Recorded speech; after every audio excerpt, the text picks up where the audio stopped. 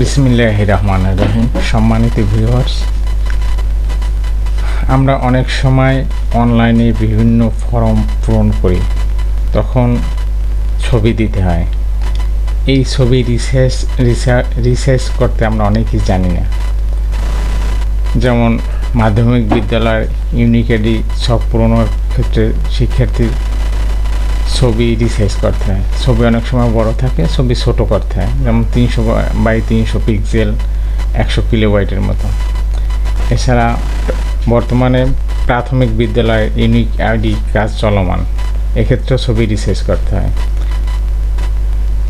আমরা যারা নতুন, তারা এই ছবি রিসাইজ করতে পারি না বা ছবি কাটতে পারি না, কারণ আমরা অনেকেই ফটোশপের কাজ জানি না।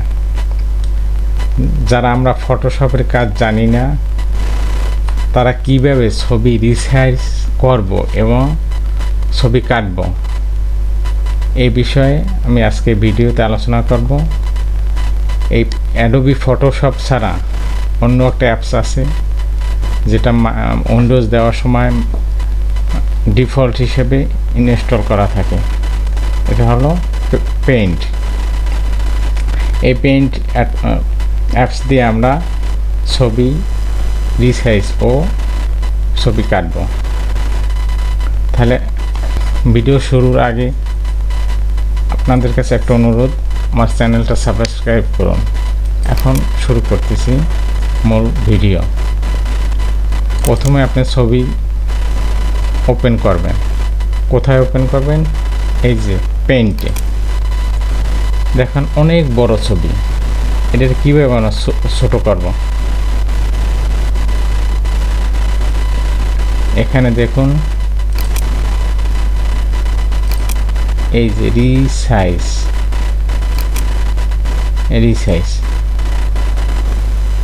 এই রিসাইজে ক্লিক করুন।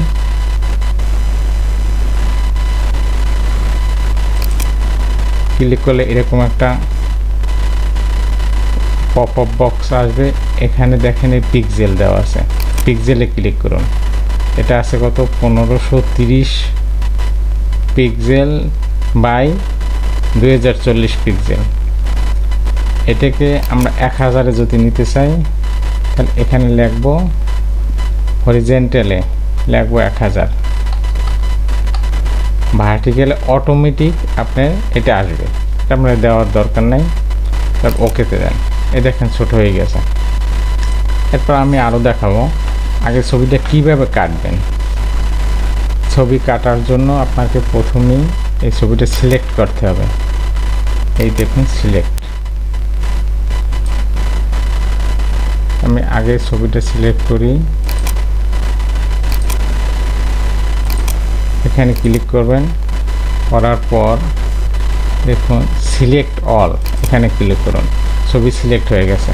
এরপর এখানে দেখুন ক্রপ, এই যে ক্রপে ক্লিক করুন।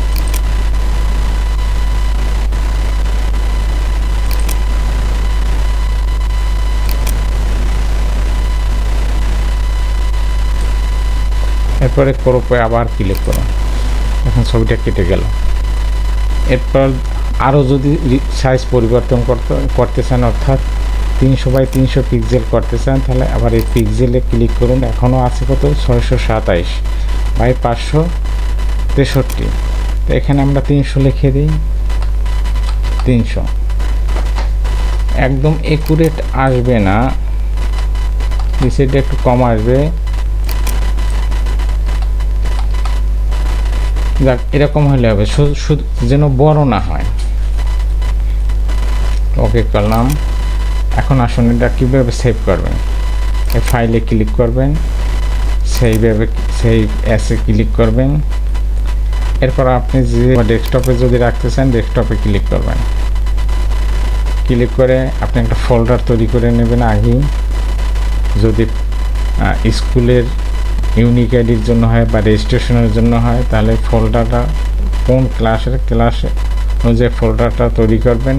তারপর রোল নং দিয়ে আপনি সেভ করবেন। এখানে যেন এই ডট জেপিজি থাকে। আমি অন দিলাম, তারপর সেভ করলাম।